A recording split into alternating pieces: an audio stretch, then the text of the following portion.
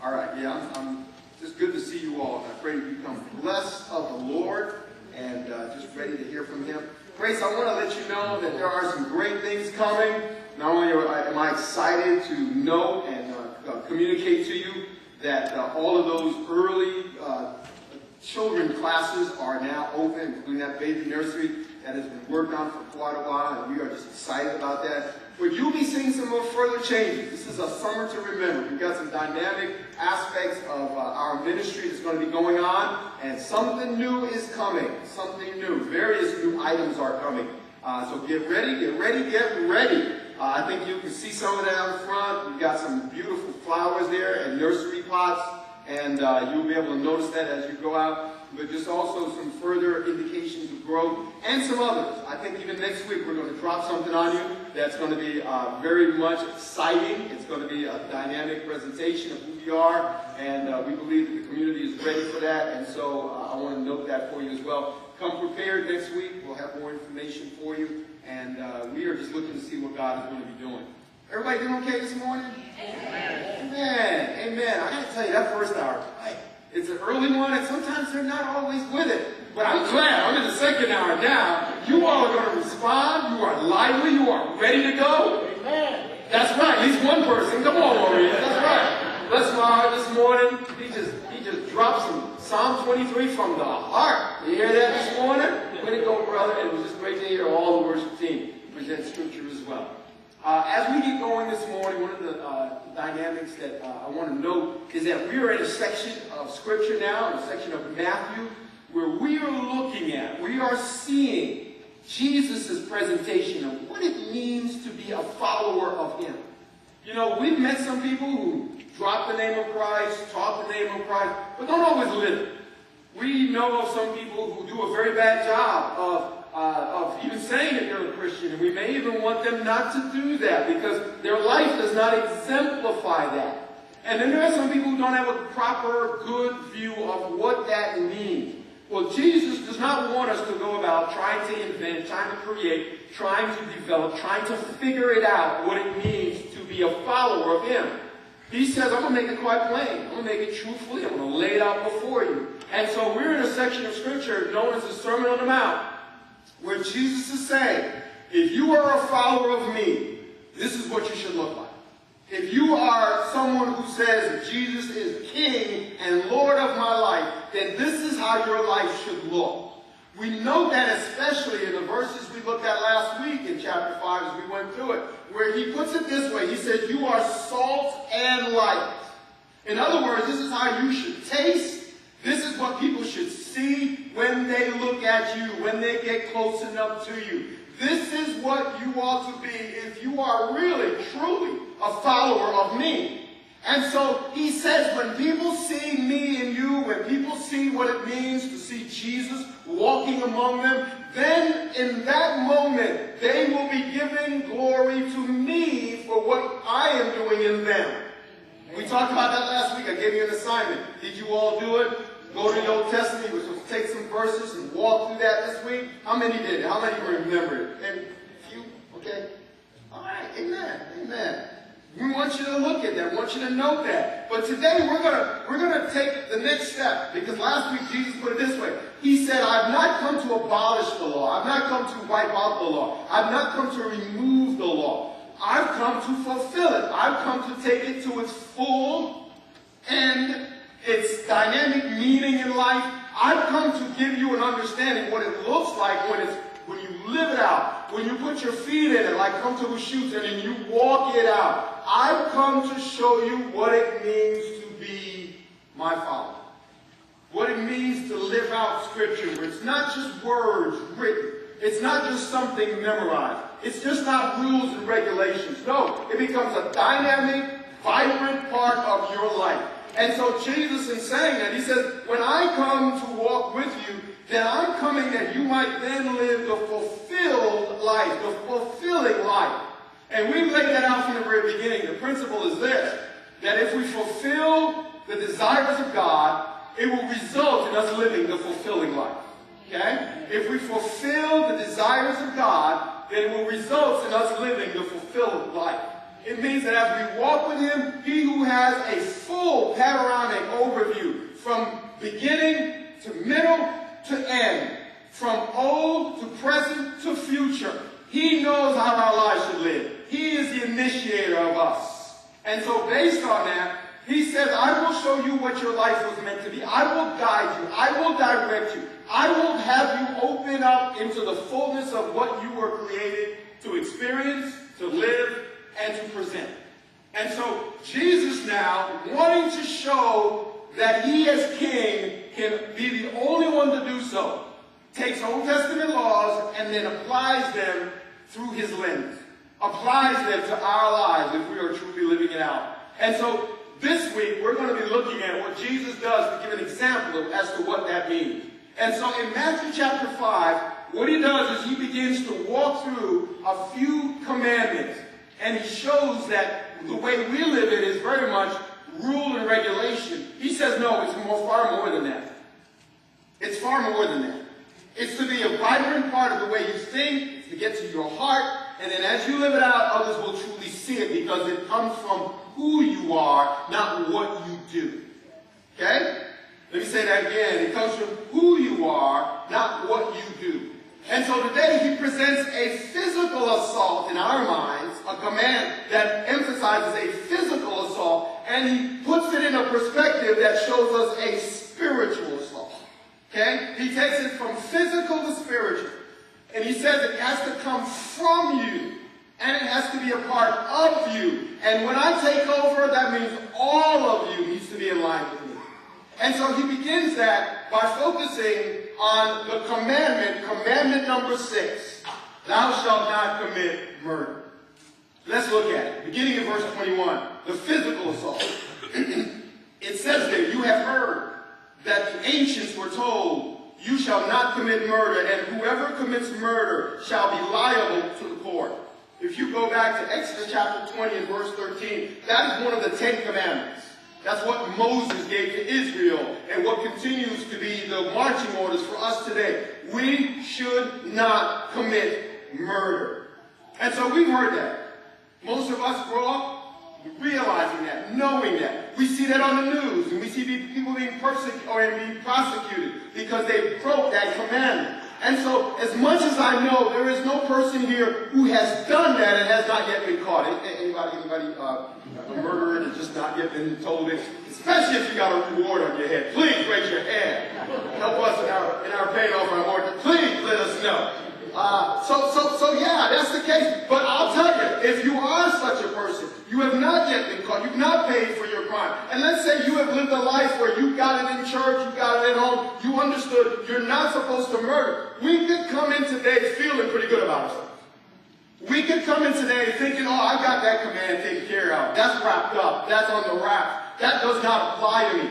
Jesus says, if you've just kept it on the physical level, you've missed what it means to be a follower of me. If you just kept it that you've got no criminal record, you've done no time, you've not broken this commandment, then you have lost out on what it really means, because it is far deeper than just the fact that you have not physically committed a murder. He says, if you're a follower of me, I need you to understand that it goes not only to your mind, but also to your heart. It is the depth of who you are. It is what flows out of your life that I'm focused on. And so I want you to understand that you can commit murder daily.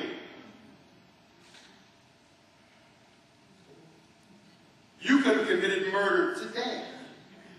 You could have had a heart and mind assault on somebody else that puts you now guilty of breaking that command. And so he breaks it down in detail so that we might understand it. And in this one, he breaks it out almost like a cluster command, showing us that there are multiple dimensions to it. And if we just keep it on the physical, we've missed the command itself. And so, having noted, this is what you heard, he does an incredible formula. We'll see as we walk through each one of those commandments being now presented from a Jesus perspective. He said, this is what you've heard, but now this is what I tell you. This is what you've heard, but this is now what I tell you. You've heard, don't commit murder, but this is what I say about it. You've heard, don't covet, but this is what I say about it. You've heard, don't lie. You've heard, don't commit adultery, but this is what I say about it. And so in this context now, we move into verse 22. Jesus says, this is what you've gotten, but I need you to understand. You are nowhere close to understanding the depth of what I commanded and God desired. It is not just that we don't physically commit murder, but that our hearts and our minds are clean and right before God. Now, I've got to tell you, every one of us have blown these commandments. There are some people who would argue, I don't keep the 10 Commandments, but I keep the Sermon on the Mount. I kind of have this spirituality. I just walk with God. But can I tell you, you got to understand, God wants us to understand none of us can walk with him on our terms. And that's what the Sermon on the Mount is supposed to emphasize to us. None of us can be good enough where we can just say, hey, God and I are okay. And I don't have to worry about being in a bad situation with him. Can I tell you, outside of trusting in Jesus to be your cover, to be the righteous representation of us, none of us can come to God and argue that we are good enough. None of us. And sometimes we can fall into that trap, thinking, yeah, I don't have a record. I haven't committed this crime. I have not offended God in this way. But can I tell you, God wants us to understand that a perfect God looks at imperfect humanity and says, not good enough. All of us. And so as we look at the Sermon on the Mount, I'm not giving us rules and regulations to leave here trying to keep. I'm telling us that when we come to God, we must come realizing now, unless he does it in us, we fail. We can't do it in and of ourselves. And that's what Jesus wants us to understand. He says, unless your righteousness is greater than the righteousness of the Pharisees, as he noted in verse 20, he says you can't stand before God. Your righteousness must be far greater. So it's not a case of rules or regulations. It's not a case of your good outweighing your bad. It's a case of you giving up and realizing, I must trust Jesus for the only basis for which I come into the presence of God. And nothing, no matter how hard I try, no matter how much good I try to outweigh my bad, nothing gives me that relationship. And so that's a starting point. And we cannot ever even fulfill what Jesus is here saying unless we take God at his word, depend on him, cry out to Jesus, and then live it out, what it means to come and to live before him. Acceptable in the name of Jesus. And so in verse 21 he says, you've heard this. In verse 22 he says, but I say this, please read with me, that everyone who is angry with his brother shall be guilty before the court. It's not just someone who commits the physical act of murder. Every person who is angry is a murderer. That's what he's saying. Now, before we say, whoa, wait a minute, that's pretty extensive, Pastor. Wait a minute. You mean if I'm angry at somebody else, I've committed murder? No, he's talking about a certain type of it. But can I tell you, most of us have been angry, haven't we? Everybody raise their hand? No, come on, you got to step in on this. Everybody raise their hand? Come on now. I don't want anybody leaving here with this guy thinking they got it pretty good. We've all messed up. And we've all at times, if I could, I would. That's what he's talking about. You know, that word is not talking about just a quick flash of anger. It's talking about a deep-rooted nursing and nursed anger. The word that could have been used in the Greek was a word that is more like someone walking up to a stove and turning on a burner. You know, poof, fire starts right away. And when you turn off that burner, poof, it goes back down. That Greek word emphasizes an immediate flash of temper, an immediate flash of heat, an immediate flash of anger. It's something that flares and then dies. We know that sometimes where we walk somewhere and someone has parked too close to our car. Or someone gets in a parking spot before us. Or someone cuts us off on the road. Or we told our kids, don't leave my kitchen dirty. You get downstairs in the morning and it's dirty. It's poof. But then it goes back down. No, that's not the kind of anger Jesus is talking about here. The kind of anger he's referring to is an anger that's exemplified in another Greek word. That other Greek word refers to when you have a fire pit, and in the fire pit you start a fire there. Usually it takes some work to bring in wood and put it in that fire pit or a campfire. And then when you do it the old-fashioned way, which I can't, I'm trying to start a fire by rolling those sticks. Or just lighting a match and then putting in a whole lot of small little sticks in order to build that fire raging. You are nursing that fire. It's like when you go and you start to cook using a charcoal biscuits, and you get them all together, and you start that fire, and then afterward it takes a while, and you nurse that fire. You're fanning it, you're getting it raging. That's the word that's used for anger. It's talking about the kind of anger you have with somebody where you told them over and over and over, stop calling me that. That's calling me out of my name. I don't like that name. And then after a while, you start to get so angry at them that it's heating up in you. It's something you might have when you have a child and you keep telling that child, stop, don't do that, stop, don't do that, stop, don't do that. And you say, you should get it by now. You're in your 40s. You should know better than that. But they keep doing it. And after a while, you're raising that fire, that burning just keeps going. You're nursing it. Why? Because you believe that person has something against you, and you're feeling some sort of way against them. And you have it deep within you. It's the family member that every time they come around you, they start talking you down, and they start talking about you. Remember when, and they always refer back to your worst moment. Although you have years now between that moment and now. It's the coworker or the boss that just comes and always seems to say something that no matter how hard you try, no matter how good you've done, no matter how much you've given, just takes you out of the knee. And after a while, you're starting to feel it. You're starting to feel it when you have a neighbor that walks across your yard to go talk with another neighbor, but they won't talk to you. You have it after a while when it seems like every time you walk up to a person and you try your best to be nice, they just kind of flippantly pass you off, never say anything, and keep on going. And after a while, that fire just keeps getting fanned, getting nervous. It's one more stick. It's one more twig, and it's going to keep burning. And there are times when you start to see that person, you see red. You ever had somebody like that in your world? Somebody that after a while, you just can't stand. You dislike them. You had a chance. They better not walk in front of me when I'm driving. I know we don't want to say that in church, but I bet you every single one of us knows somebody like that. That's what Jesus is talking about. And it's not just talking about Christian when he talks about your brother. It's talking about all humanity. He's saying that's the standard. That's the measure. That's how God measures this up. He's saying every single one, whoever has that kind of heat, has that kind of anger, has that kind of disdain, has that kind of grudge, resentment that we keep in our hearts, in our minds towards somebody else. He says that person is guilty. That person can be taken to court.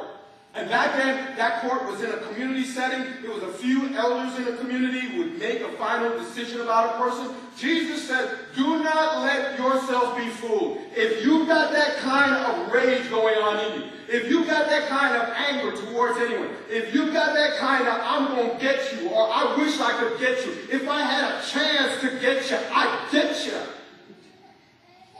You committed murder in your heart. You committed murder in your mind. You're not that good. You're not that bad, that wonderful that you can think, but I've done it right in every other way. No. But Jesus said no. Oh, no. You see, because God measures the heart. And he's saying for every one of us, do not let that get in you, and do not let it fester. Do not let it grow. Somebody that did you wrong years ago, and you cannot forgive them. You cannot forget what they've done. You cannot get over it. And you just keep on letting that flame flame up and building it, and it's growing. Jesus says, no, don't be fooled. You're committing murder. And when you do that, you are now liable to be judged. Someone has said anger is so valuable, none of us should lose it. Should always keep track of it. And Jesus said it's so valuable that that emotion should be such that it flares and let it go. But you cannot let it grow. Because when you let it grow, after a while, it grows deeper, it festers, it's got its own room, it's a furnace, and after a while, somehow, some way, it's going to get out. Now, I know there's some murderers here today. I know there's some of you. I don't want you to raise your hand because you don't have a reward on your head, so it doesn't do me any good. But we all are there, aren't we? People who've done us wrong over time. There are some of us who have had those kind of feelings, and we have tried to overdo it or overextend, and even when we tried, we've gotten it back. And we can think after a while that it's okay, I went so far, but I never acted on it. Jesus says, no. The standards of God said in your heart and in your mind, you committed murder. And if you understand that, you've got to come to him and you've got to say, Lord, forgive me, help me, because I don't want this to rage. Because the problem is, after a while, it's going to get out. It's going to get out. And then he touches on that. You see, because that's the first out of 3 examples he gives. You see, the first one he says is when we have anger against someone else. Now in some of your translations it may say without cause, but that's not in the original. Most of the older manuscripts don't have that there. So it's saying any kind of anger that you let fester. I can't stand that person. I wish I could. I wish they would. They can't find a jail for me. Even without saying those words, if it is festering in you, you're a murderer. You're a murderer. But Jesus says, hey, it's not just that one. It's the next step that also counts. And he says, there's a while where if something goes deep enough in us, it starts to come out in our words. You ever been there? And all of a sudden you start saying something and you're like, oh. Or, man, I can't believe I said that. You see, because out of the fullness of the heart, the mouth speaks. And so in that verse, note the next one. That's the first one. The second one he says, and also whoever shall say to his brother or sister, Raka, shall be guilty before the Supreme Court. The first one is to have anger at all that's festering, that's growing, that you keep there and you remember it. The second one is when you go to someone else and you say, Raka. Now, I need you to enter in on this one. That's a nice word. It feels real good. I want you to say it with me now. If you can roll the R, roll the R. But you got to say it. It's okay? Come on now. Everybody needs to say that. You need to feel this. 1, 2, 3. Okay? I want you to shake a little with it now. I want you to shake a little with it. Come on now. Just put your little intense rocker in there. You ready? Here you go. 1, 2, 3. All right? Can I tell you, that word is put here because they did not have a translation for it. That word is more of a feeling, a sense, than it is a direct one-to-one translation. So they brought that word in. They used raka because it was a word that literally had a sense of a meaning without a full meaning behind it. What it means is that it feels good, it expresses something, but there is no substance there. Therefore, when you call your brother Raka, what you're really calling him is an airhead. You're calling him a bonehead. You're calling them somebody who is dense upstairs. Other words that are a little more intense and get closer to that meaning is you're calling them an idiot, a fool, someone who is brain dead. You ever heard some of those terms? And literally what you're saying is that you're incompetent. You cannot function. What it's saying is that after a while, this heat is so intense, like I said, it's going to come out. It usually comes out when your contempt for somebody else grows to the point where you can't keep it down. And so before long, you have now verbally assaulted somebody else. And you've assaulted them in such a way where you try to cut off the thought that they are valuable, they are worth it, and they are competent, they are human, they are such that they matter and their feelings matter. We're not saying two friends who may say, man, you're so stupid, I can't believe you act like. No, we're talking about something that wells up out of you out of contempt. I want to tell you, there may be somebody here this morning. You know of someone and you just hate them so much that you can't help but speak bad to them. You shoot arrows at them, you shoot daggers at them, and it's always about how incompetent, how incapable, how much they aren't. And so after a while, your heart is being expressed by your mouth, and you are tearing them down. But you know, there are some of us who are here this morning, and you grew up like that. Maybe it was a parent, maybe it was a family member, maybe it was a friend, maybe it was a sibling, and they told you all your life, you are worth nothing. You are incapable. You will mean nothing. You will amount to nothing. You can't think. How stupid, how much of an idiot you are. You can't do any better. Rock, rock, rock. And they just level that on you. And so down deep there is a fire and a furnace burning that maybe now is being unleashed on somebody else. And can I tell you, do not allow that to happen. They were wrong. They should have never said that about you and to you. And you don't have to have all of that flame and furnace on. You've got to get rid of it. Jesus is saying, don't be fooled. If you do that, then you will need to go to the next level of court, to the Supreme Court. Back then, it was 70 elders. It went from 3 to 70, and they would have the major ruling on everything. It's saying if that is your outlook, it is going to start being a flame that is out of control, and it's going to be a raging forest fire. And somebody else is going to lose out because of it. Ever been there? Ever been around somebody whose mouth is lethal? And when they walk into a room, people start falling, start hurting, because all they're doing is just cutting people down because their own value has been raised. And in some cases, they may have held that anger, and in some cases, it's better than attacking. But Jesus says, no, oh no. It is just as bad as the physical. Because you are now burning intensely against someone else, and you're starting to take down their value. And he's saying, you got to clean your heart. If you're following me, you got to let God do this cleansing work. If you're the kind of person that people think of when I use that descriptive, then can I tell you, no one will thank God because of you. No one wants to taste you. No one wants to see you. You aren't salt and you aren't light because you are putrid. There's something wrong. You got to come before God and you got to say, okay, Lord Jesus, you say you can change me. You can give me a fulfilled life. Cut off the rage.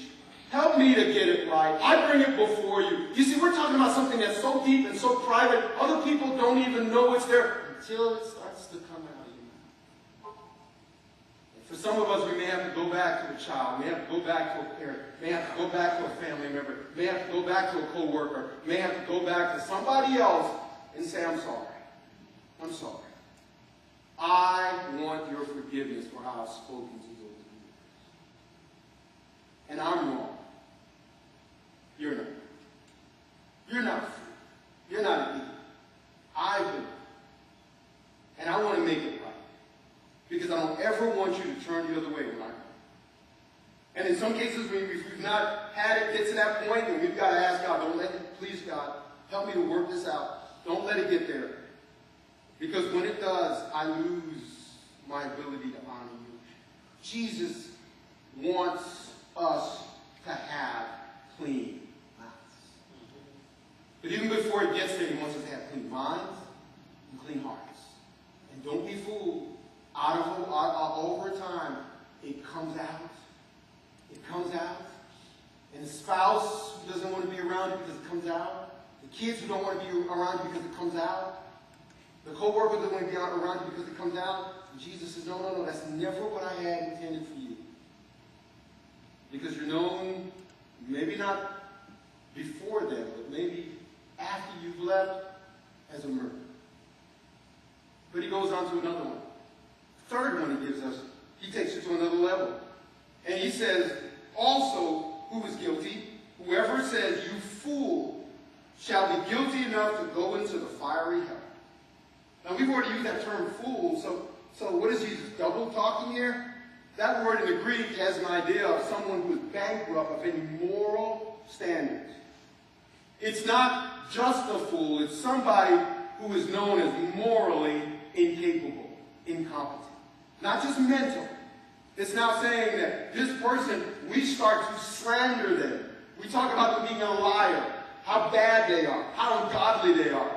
They're incompetent when it comes to living for God. Don't trust that person. Their character is putrid. It's horrible. And so you're talking about someone as if there is no good in them. They're incapable. We know that speech. We hear it about immigrants today, don't we? And how the rapists are coming from another country. And how the crooks and the murderers are coming from another country. It's the talk as if there is no good thing that resides on those who are foreign. It's the same thought that comes many times when we think of other people in other communities. Whatever the racial group might be. You know those blacks. You know those Chicanos. You know those whites. You can't trust them. They're always going to take you out. There's no good for any of them. It's also used a community like the LGBTQ community. They're not good people. They're people who are satanic, evil, devil worshippers. Can I tell you, let's not get to that level. Let's not group up people and make them literally Satan's work on earth. All of us are there. All of us are messed up. All of us have nothing we can claim God's goodness of because of our inability to live right. All of us are in need of grace.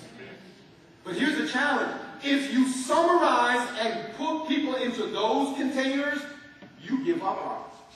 Oh, no wonder they're like that. Oh, no wonder they're struggling. Oh, no wonder they have those diseases. Oh, no wonder they're at the bottom of the poverty scale. No wonder they've got struggles in life. Oh, no. Jesus says that we are to have an ethic of love for everyone. Because if we've tasted grace, we want to pass it on. And if we can't pass it on because those people are outside of goodness, we have lost out on what it means to experience grace ourselves.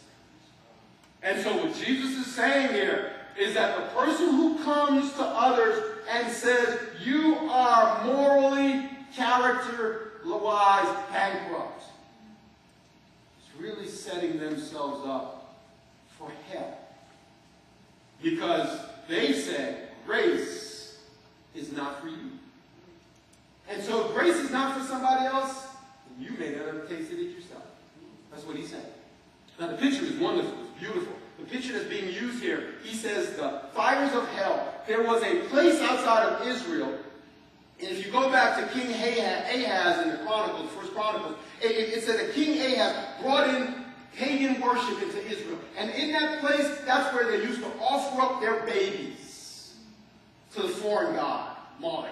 And they would have the babies pass through the fire, as the phrase is used. They were doing human sacrifice.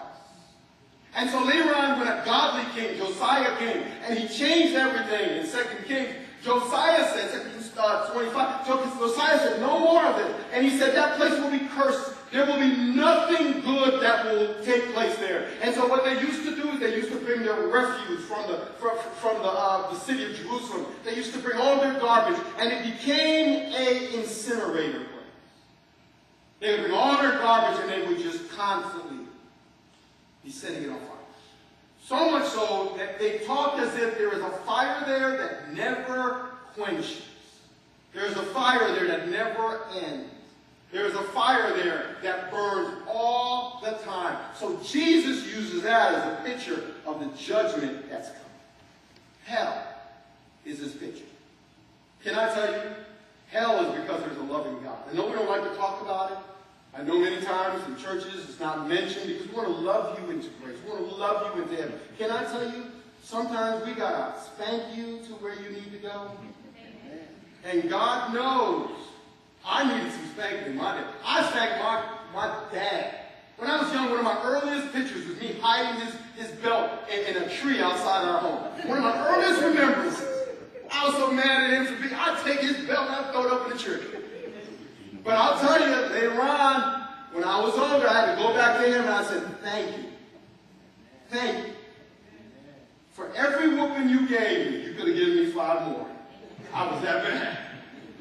And I thank you that you kept on. Can I tell you, hell is to warn us away from going in rebellion to God and to bring us back to Him. Because if there was no consequence, we'd do what we want to do. And He's telling us there's a consequence for your rebellion. There's a consequence for your sin. There's a consequence for how you're viewing other people. And you need to get it. You need to love me. And so the challenge, if we take hell out of the Bible, then we lose out on the fact that God is a God of love, but there is a consequence when we do not get in line with His will. And so Jesus said, when you give up on other people, when everybody else or a group of people are evil and bad and never be right, you have given up on their humanity and God's love for them. And for you, the fires of hell are the only thing that can set you right. Because you've lost what it means to love beyond the differences, beyond perfection, beyond yourself. And so, as Jesus lays this out, He walks into our world and He says that, hey, you know the people in the area who used to get all the jobs, or the people in the area, you said all of them are corrupt, the people in the area, you said none of them are good. I want you to know, change that in your heart. Don't ever write people off. You know, the person you can't stand, the person who you talk against, the person who you slander, how dare you think that's okay in my world? Because I've never said it was okay in the world. Love your enemies. And make sure that you have a heart that's warm for them. And so when Jesus lays this out, He said you may have never committed the physical act of murder, but you are committing it in your heart, and you are guilty when you have a grudge and resentment against someone. You are guilty when you think that they are incompetent, and you despise them, and you think down on them. You look at them with contempt, and so you call them bad words. You are guilty and should be judged. You are guilty when you think somebody is incapable of being loved because they are less than human, less than godly. His image can't be in them even though God says it is. He said, no, all of those things make you guilty. And you are murderers for what's in your heart. You know, in the first service, somebody said, ooh, Pastor, you were heavy on us there. Can I tell you I'm heavy on me up here? Because I see the areas I fall short. And I'm not just flinging it out thinking I got it set. No, it's all of us. And we come to God and we must confess and say, Lord, we are all wrong. We all are in need of your grace. And unless you change us from the inside out, we will all mess up. But it means that we've got to get right. We've got to first admit we've got a problem. There are people that we are mad at. There are people we would take out if we had a chance. There are people we hold grudges against. We are people that we have resentment for. He says, no, let it go. Clean it up. Don't let it be a part of your world. I don't care what they've done to you. I don't care how much they deserve it. Do not let it dwell in you. Because as it dwells in you, it tears down who you really are. You know, yesterday I was in Home Depot and I saw this guy come in. He was a biker guy, and he had his T-shirt on, and as he was moving around, I got a chance to read it. And before I tell you what it said, I want to let you know that there are times where a negative leads to a positive. Okay, can I say that again? There are times where a negative can lead to a positive. So if I told you today, I need you to love your wife, love your boyfriend, your girlfriend, and have an affair with them.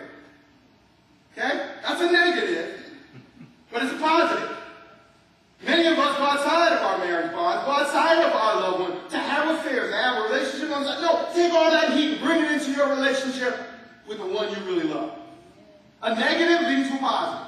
If I said to you today, you know, some of us need to go home and love our kids like they were somebody else's kids. Because you know we love other people's kids better than we love our own. You wouldn't dare put your hand on somebody else, no matter how much you wanted to. Love your kids like there was somebody else. A negative leading to a positive. This guy had a T-shirt on, and I thought it was with it. It was with it. It said, talking about other bikers. It said, ride like you stole it. Ride it like you stole it. What he was really saying is that the negative can lead to a positive. If you're just taking care of your bike, you're being kind of nice as you ride, you've lost the reason to have a motorcycle. You've lost the reason to get on it and let it rip. You've lost the reason to ride that road tight. He said if you stole it, you'd be using it, wouldn't you? You know the blue lights are coming around, taking wheelies and going all over and riding it all because you enjoy it and you enjoy it. Because if you get caught, you're not going to spend some time. But because of it, so you're going to take that bike out, you're going to ride it hard. A hardly Davidson. You're going to ride it hard. Can I tell you, too many of us are living life like we don't enjoy it. Yeah. Too many of us are living life thinking we got it. Thinking too many are living life on our own standards. Too many of us are living life and we are living by the rules. Jesus said, no, it's open road. It's open throttle. Live your life like you stole it. Because you got something you never deserved. You got a life you should never have had. You got something you didn't earn. You got something you can't pay for. You got a life that you can fully enjoy and you can burn down the road with it because you shouldn't be on the road. You shouldn't be locked up. Live your life like you stole it. Live your life to the fullest. Live your life saying, Lord, I'm not going to let my life get chained down by hating somebody else. I'm not going to go around judging other people about how bad they are and thinking how good I am. I shouldn't even be here. I shouldn't even have this opportunity. I'm going to live life to the fullest. I'm going to pop willies. I'm going to live it free. I'm not going to tear down somebody else. I'm going to love everybody else. Why? Because I shouldn't have this opportunity. And some of us, we burden ourselves down by thinking how much better we are than somebody else, how legalistically we kept all the rules and the regulations, and everybody else didn't. And Jesus said, no, that doesn't free you up. That burdens you down. That puts you in bondage. To judge other people sets you up to lose out on the freedom of loving others, realizing how much you do. I'm here to tell you this morning. Live life like you stole it. Thank you, brother. Thank you. Live life like you stole it. Stop trying to earn it. Stop trying to work like you deserve it. Stop trying to rule and regulation it. Stop trying to judge other people with it. Stop trying to outdo it. Look, just enjoy it. Live it fully. Drop the hurt. Drop the anger. Drop the murderous mouth. Drop the attitude that puts other people down. Live free. Forgive. Live the fullness of what God desires you. I don't care what they think. They may not think much of me, but I'm not going to hate them back. What you're not going to do is make me hate you. I'm going to live like you made me. And you can only do that when you free yourself up. All the sin, all of the wrongs, all of the contempt we sometimes carry for other people. Now, he said, I got an assignment for you. If you haven't been writing, I want you to write this down. Come on now. Send yourself a text, send yourself an email, write it somewhere. I need you to do it this week. I noticed how many people didn't do the assignment for last week. I saw about 3 hands. Out of everybody. Only 3 people did it last week. I hope you do better this week. Because this is all up in your living room. All up in your room. Here it is. In a moment now, I want you to close your eyes. And I want you to let God show you who you're murdering. Right now. Just close your eyes. There are some people we're carrying anger for. There are some people we're carrying contempt for. Sometimes it is a group, sometimes it's a person. There are people we disdain in this moment. Let that person be revealed. Let God do it. If you have someone who comes to mind, then I want you to write that name, write that group down. I want you to acknowledge your anger. Acknowledge your hurt. Acknowledge those who've done you wrong. Then I want you to make a commitment for this coming week. I want you to take a step today, coming before God, and saying, Lord, forgive me. Forgive me for this anger. Remove all of its roots in me. Remove all of the circuitry that runs through my world and my life. Do not let me be held in bondage to anger and resentment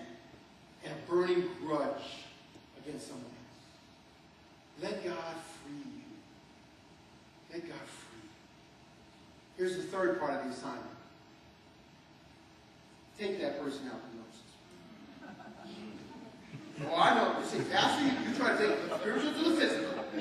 I got to sit across from them. You know I'm going to take them out. No. Oh, no. Pray. Even if you got to send me a note, I'm having a meeting with today, and if I end up in jail, it's because of you bastards. You better pray.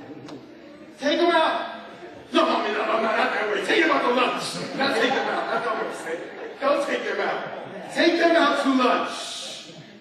Take them out to lunch. The Bible says in Ephesians, let him who steals steal no more, but with his own hands, with his own labor, have that which he can give to others. You see, when we are done with walking in the way of sin, we do that which is totally opposite.